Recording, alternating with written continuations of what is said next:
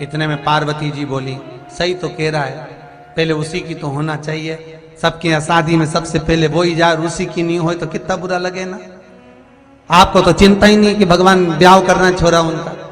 शंकर भगवान ने नारद जी को बुलाया, देव ऋषि नारद इधर आओ। नारद जी बोले, बोलो प्रभु, हमारे लड़के के लिए लड़की देख कर आओ।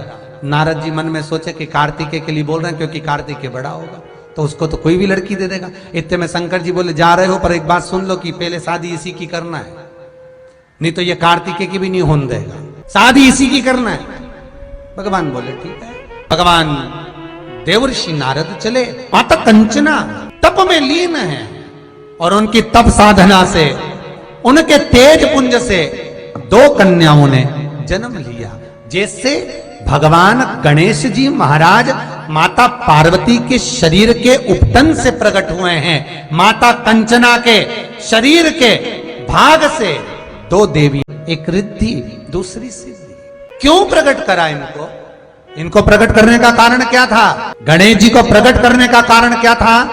कि असुरों के काम में विघ्न डालना है।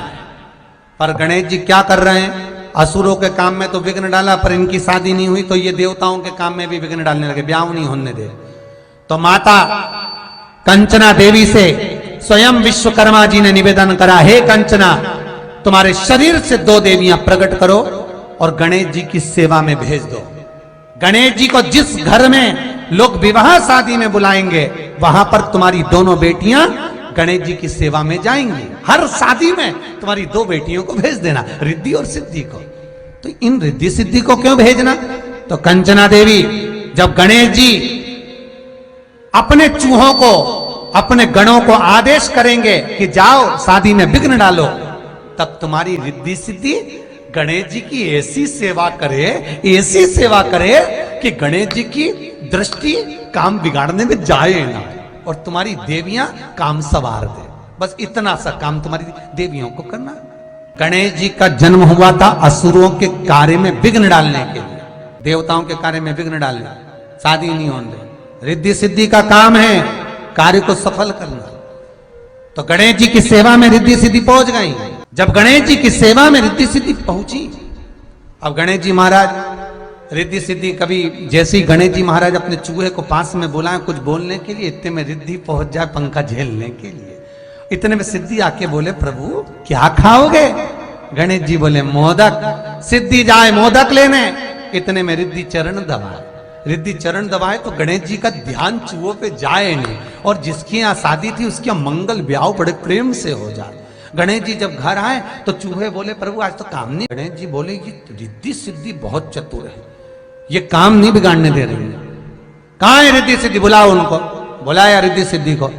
गणेश जी ने कहा, हे रिद्धि सिद्धि सुनो, मैं तुम्हें श्राप देता हूं। इतने में तो तुरंत कंचना देवी सामने प्रकट हो गई। माता कंचना देवी आकर बोली, प्रभु श्राप मत देना मेरी बेटी। क्यों? किस लिए ना श्राप दूं मैं? मेरी बेटियां श्राप के योग्य नहीं है। ये तो देवताओं का हित कर रही हैं, ये तो देवताओं का कल्याण कर रही हैं, आप इनको श्राप ना दीजिएगा। भगवान गणेश जी ने कहा, कंचना देवी, तुम्हारी इन बेटियों ने मेरे साथ गलत कर्म किया। मैं जहां पर विघ्न डालना जाता हूं, यहां बीच में आकर ये अपनी दृष्टि से, अपनी सेवा से मुझे विचलित कर देती।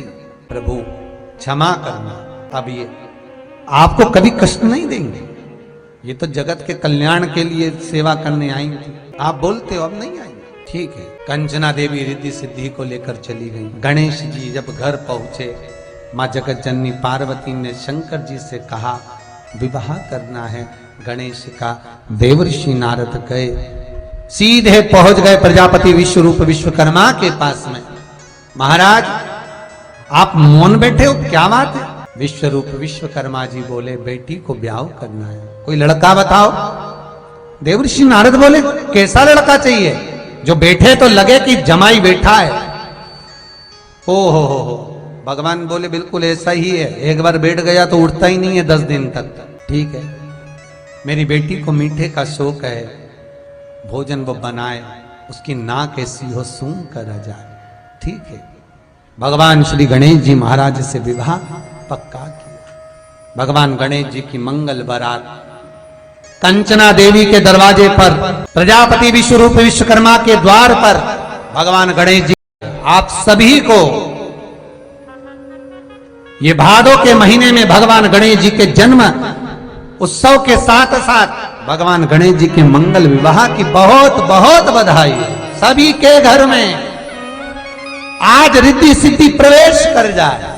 आप सबके घर में बुद्धि के देव गणेश जी के साथ इतनी रिद्धि सिद्धि आए कि आप भी अपनी जिंदगी में खूब शिव महापुराण की कथा, आप भी अपने जीवन में एक बार शिव महापुराण की कथा करवाएं।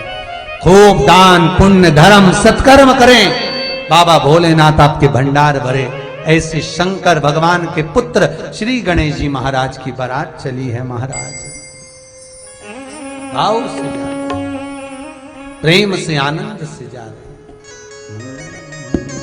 भगवान गणेश जी की बारात चली, रिद्धि सिद्धि के साथ मंगल विवाह होता है, चारों तरफ सुख समाहित होता है। आप सभी को भगवान गणेश रिद्धि सिद्धि के मंगल विवाह